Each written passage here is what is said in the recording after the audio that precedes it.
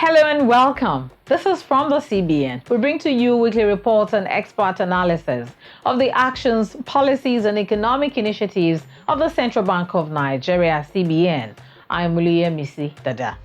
The Monetary Policy Committee at its July meeting noted that inflation in several advanced economies pushed higher and further away from the long-run objectives of their central banks, reflecting sustained increase in the prices of food, energy, and other commodities due to the harsh combination of persisting supply chain disruptions and pent-up demands. In emerging markets and developing economies, inflation is also on the rise, compounded by legacy structural challenges and heightened exchange rate pressures, driven by rising capital flow reversals, in addition to shocks from the global economy. In this episode, we analyze the July MPC meeting with particular focus on inflation. That's after this break. Stay tuned. If someone calls or sends you a message that you have payment issues with your bank and requests that you reveal sensitive information, end the call and don't click.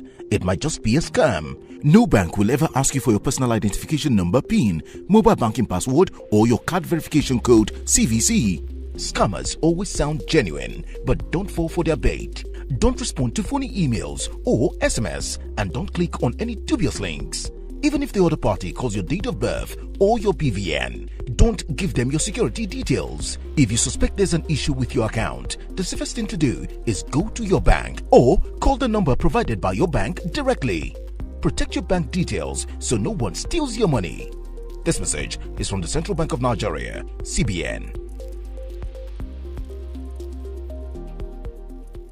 Welcome back. In July, the Central Bank of Nigeria's Monetary Policy Committee noted with concern the continued aggressive movement in inflation despite raising the interest rate at its May meeting. In a show of unrelenting resolve to restore price stability while providing the necessary support to strengthen the economy's fragile recovery, the MPC further raised the interest rate by 100 basis points to 14%. Now, apart from interest rate hike, what more can the CBN do? Let's get the views of global economic consultant, Professor Ken Ife.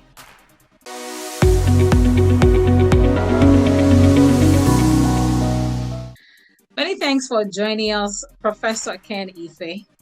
Well, thanks for having me. So our focus today will be on the outcome of the July MPC meeting. The MPC noted that the considerable rise in core inflation were due to rising cost of production resulting from high energy prices, hike in electricity tariff, scarcity of PMS and AGO, while increase in food components was attributed to insecurity in food-producing areas and along major access routes across the country, and also the continued impact of the war in Ukraine on the supply of fertilizer inputs, wheat and other grains, exchange rate pressures, and the impact of monetary policy normalization on capital flows away from emerging markets such as Nigeria. Now, of all the listed factors responsible for the aggressive rise in inflation as we have witnessed in Nigeria, which of these factors is within the control of the Central Bank of Nigeria? To be honest with you, not many. Not many, because the Central Bank is doing the very best that they could do under extremely difficult circumstances. Much of the pressure one, you have structural factors. They can't control insecurity. They can't control fuel supply. They can't control energy supply, the power. They can't control where they can help, and they have been helping, is on food. Because if CBN did not intervene on food with the Anchor Borrowers Program, more people would have been dying of starvation in this country than the COVID and insecurity put together. And there's no way a Minister of Agriculture, Federal Minister of Agriculture, would have dented the figures on rice production and all of that. So then the other one that they cannot control is the supply of Forex. Over 70% of what Forex we will need is coming from NNPC crude, and they haven't been sending since last year. They now made one payment of just over $2 billion. Of course, only 1.78 was actually for CBN.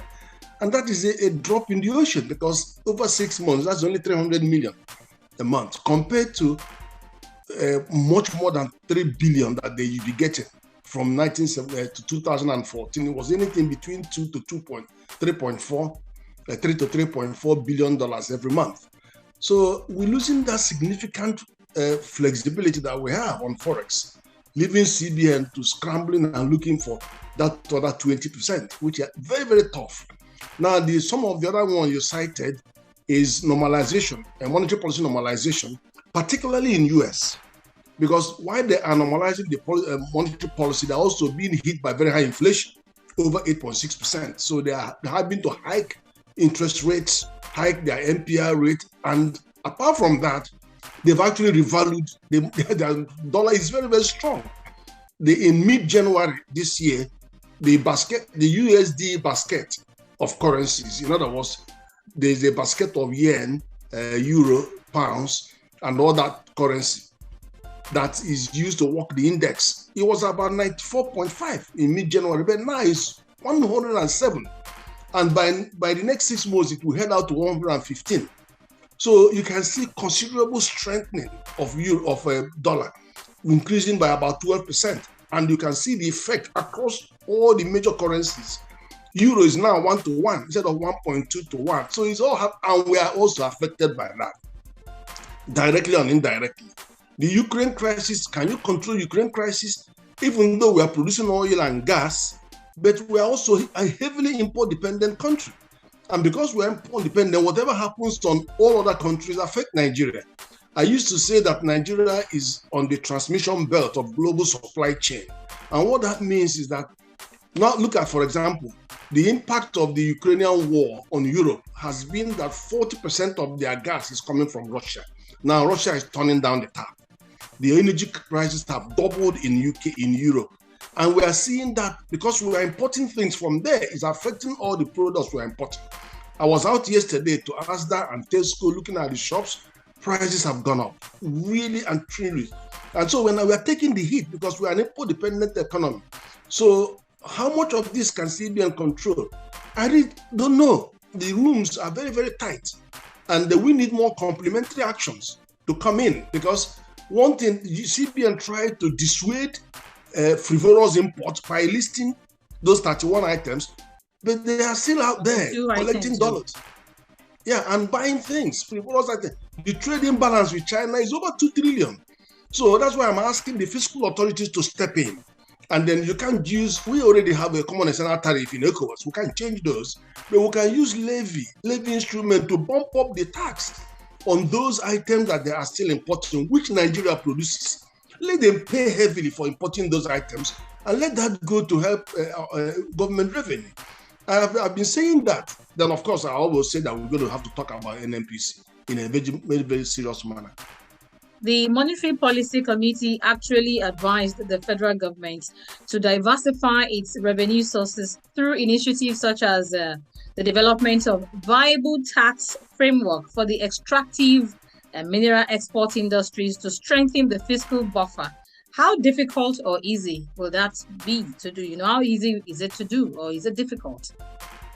No, but the government has actually been trying. The Ministry of Finance, I have to tell you this, because for the first time in many, many years, we are having our budget running from January to December. We are having Finance Act every year to smoothen the rough edges and bring in new, modernize. And we've just seen the strategic initiative, revenue initiative, which they have launched, hoping to move our government revenue to GDP from 7% to 15%. And 7 is the lowest in Africa. The average is 18%. So a target of 15 is a big move going forward. But then ECOWAS macroeconomic convergence criteria says 20%. So we are heavily underpowered when it comes to revenue to GDP. We're very, very, it's like, I keep saying that it's like a trailer, 40-foot trailer driven by a Volkswagen engine. I mean, it's no comparison. 3 times underpowered. And so we'll do that. So that will bring more revenue. But I also thought that we should look at some other creative way, because CBN has got this RT $200 billion program, non-oil export program, which is very promising. And that thing, we should focus more resources in making sure that we can do, because in the end of the day, there are demand actions and supply actions on Forex. So that one is on supply, increasing the tempo of the supply. So that is very, very important that we have action on that. Then there are other ways. Of course, you mentioned solid mineral. We have legacy issues on solid mineral, because don't forget that after the war, many of those companies, big companies, left, and is winning them back has not been easy. They need infrastructure. The roads are not working, as you know. The rails is not connected, and then we have to use inland waterways for some of them to be able to move the solid minerals.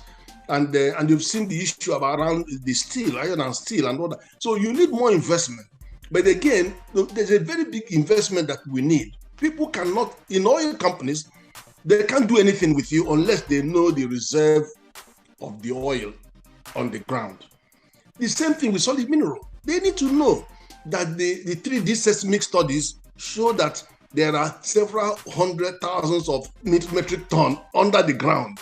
And so if they're investing, they now know that they will mine it for the next 30, 40 years. So if you don't have those data, those 3D seismic data, so how do you think that somebody will come and invest? And then, of course, security is paramount, because all the mining sites are where you have the flashpoints of insecurity. So that sector is easier said than done. There are so many hostages to that fortune. Okay, still on the issue of the pressure on the Naira, the CBN has often come under criticism over its exchange rate policy of managed float. What are the likely consequences of a free float Naira? I think that's a joke. Anybody who says that is just joking, because it's the pricing, whether it's interest rate or Forex rate or whatever, it's about price. You have to be looking at dynamics of demand and supply. And I'm just giving you the figure that 70 to 80% of our Forex supply is coming from NMPC, and they're not giving you anything. Pittance. And then so where are you going to get it? Unless you are going to tell central bank to have a machine to print, illegal machine to print dollar in the, I mean, that's not an option. So we have to see how you manage. So the demand for Forex, is actually twice more than the 1.8 billion that CBN requires. CBN is only telling you 1.8 billion requirement every month, but the actual requirement is more than twice. It is about 4 billion or more. If you take into account all the people who want dollar for whatever reasons, it's more.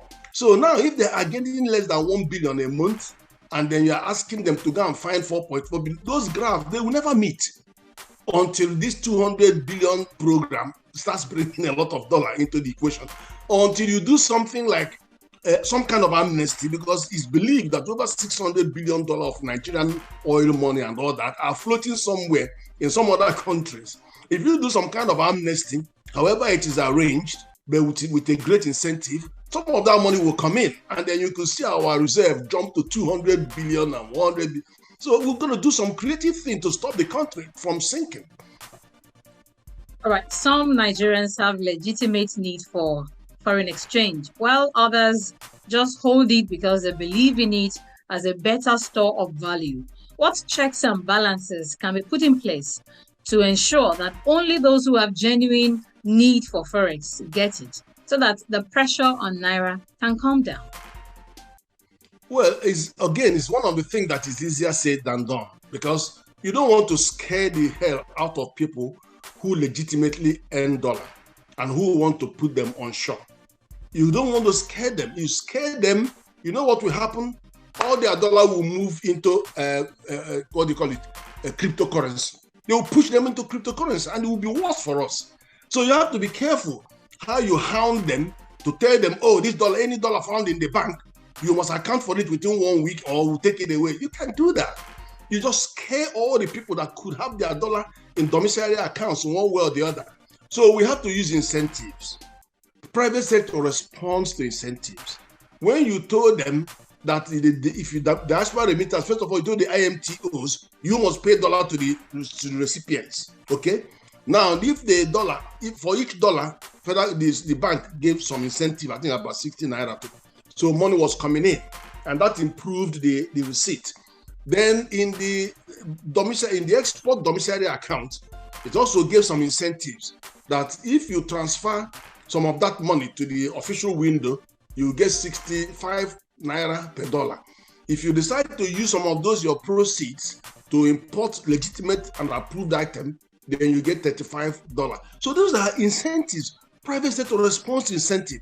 Perhaps you may have to increase those incentives to see the elasticity of supply. You try with those to see whether there's going to be an improved elasticity of supply of Forex. Oil is our strategic asset. We should say to the oil marketers, if you can't show me your modular refinery, you don't get involved in the oil business.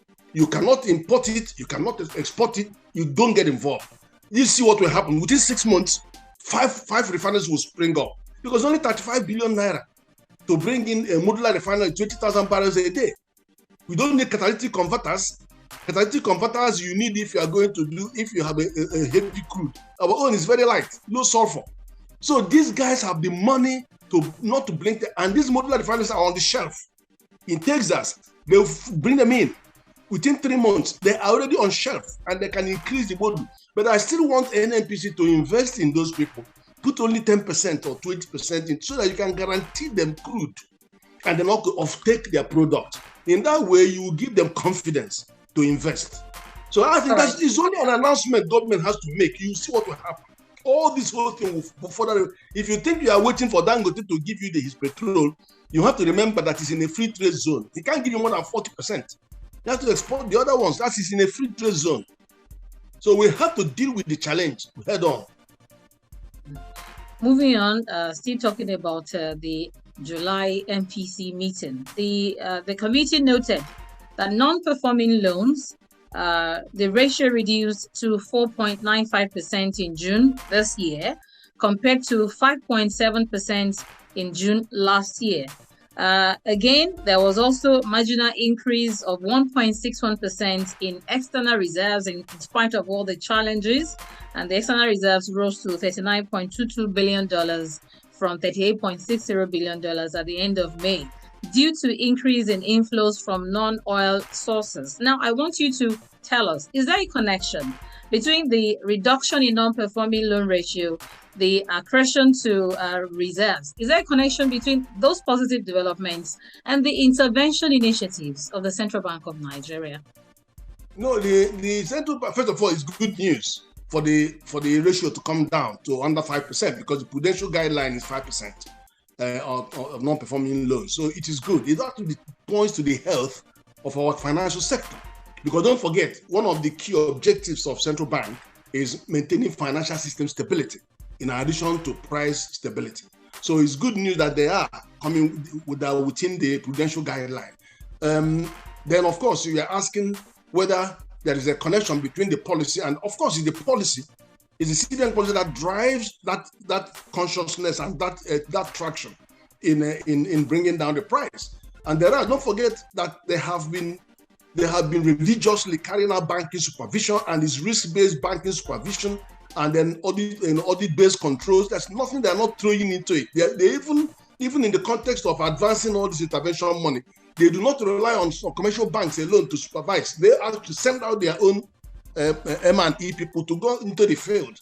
So the CBN is not resting. They're doing whatever is possible to ensure that the system integrity is preserved at the same time as we are intervening in all markets, all the sectors of the economy. Now, before we go, in the communique released for the July meeting, there was a list, or should I say, the committee ruled out the interventions in health sector, in agriculture, in manufacturing, in electricity, and so on and so forth. But during the question and answer session, a journalist asked to know the impact of the CBN intervention in the economy. Can you say something about that? Well, let me tell you something. this CBN is the most SME-friendly CBN in a living memory. And people don't, the only thing is that CBN is just one institution that people love to hate. Not for any reason. It's simply because they have not seen the difference that they have made. This country would have been, I don't know how to describe where it would have been if they have not made all this intervention. I've told you about the fact that many people would have been dying of hunger and starvation in the street. Do you know that we are feeding 300 million people, not 200 million? We are feeding 300 million. All these frontier states, francophone countries surrounding us, Niger, Mali, Chad, Northern Cameroon, Northern Benin, they're all feeding from our food. So we're all there for, despite conflict, pervasive conflict in 76 geopolitical zones, we are still producing enough food for this country, and people are not dying of starvation. So people have to respect what is going on. Okay, the second point is this: how on earth it will take 1,000,000 years for any Ministry of Agriculture to deliver credit that this particular CBN has delivered? 5 million farmers getting loan with no collateral, and then doing not less than 5 million hectares. In 1,000,000 years, these people would never have done. Even if you give the money as grants to ministries, they would have shared it out to politicians. Because I come from Enugu State, where a trailer of fertilizer was sent to the Commissioner of Agriculture, and they sold it. I mean, this is what is going on. And you have farmers moaning across the country, saying that they have been waiting for the seed. The seed never arrived. The fertilizer never arrived until farming season was over. But that is not the case. Here, what the CBN has done was to push credit to the private sector. Just work on the banks, commercial banks, use all kinds of instruments, loan to deposit ratio, all kinds of differentiated cash reserve, telling them, look, come and take this 4 trillion that you are having here that is not earning you any money. Bring it out and loan it. I will give it. And there's statutory forbearance on them to lower the interest and getting them to push more credit to the private sector. And then coming here to win them, to make sure that they involve them in agriculture. And when they came, the CEOs were asking a lot of questions. They said, how about, tell us agriculture, we don't want to invest in agriculture, it's very risky. So they had to de-risk. FBN brought $500 million for NASA to de-risk. And you know that NASA has not touched that 500 million, but it has borrowed against it and has been doing all the things it's doing. Then the banks wanted to see, know your customer, they brought in BVN. And BVN means they capture your picture, your fingerprint. There's nowhere to run. You can hide, but you can't run. Then they wanted the evidence of the land. They brought in satellite coordinates of the land. So at least you can sit on your desk and see where the land is. Then they said, how about it? They don't pay. They brought general standing instruction to make sure they can sweep the account of the when they want to. So the stringent, the measure, and they still guaranteed, even though there's no collateral, but they're still guaranteed. So you will always get your money back. The prime anchors are paying in over 90%. So it's just the community people, cooperatives that are just a bit slow in paying, but you don't want to hurt them. You want to cultivate them and bring them, expand the anchor borrowers program to many other states, and then increase the crops, different types of crops. For example, wheat is now on the front burner. We have to produce wheat. We have 3 states, for example, Taraba, Plateau, and Cross River, where over 80,000 hectares are ready for wheat production. We need to get there. And then you don't want to scare the people. The Brown Revolution. Absolutely. So you don't want to scare them by precipitate action that will drive them out, and people will now laugh at you. And then also, the CBN would need to work with government to recapitalize the development banks. Bank of Industry, Bank of Agriculture in particular, Nexim Bank in particular, Development Bank of Nigeria, all these development banks that are going to be able to carry the weight of this intervention that the CBN has gone into.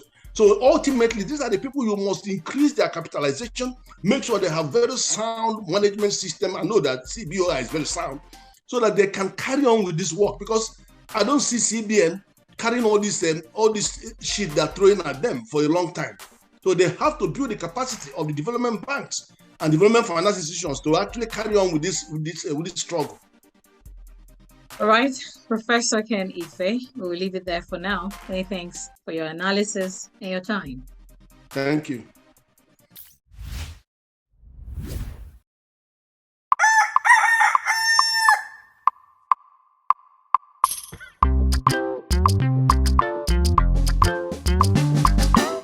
Up until a few years ago, Nigeria produced far less than it consumed, spending up to $22 billion annually on importation.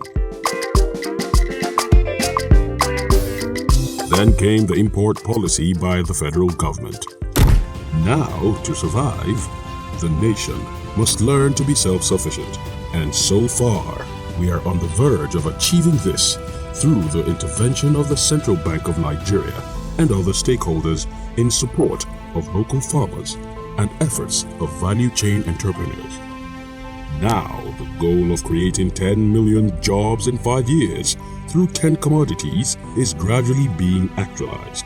Let's buy Nigerian to grow Nigeria. And that's the package from the CBN this week. Remember to get your unresolved banking issues across to the CBN Consumer Protection Department using the email address cpd@cbn.gov.ng. Attach relevant documents.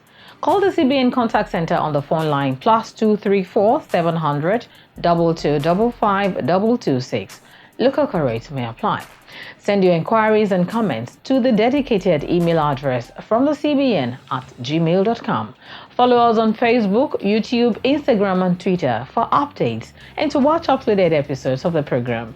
We invite you to join us again next time. I'm William Isidada. Stay safe and bye for now.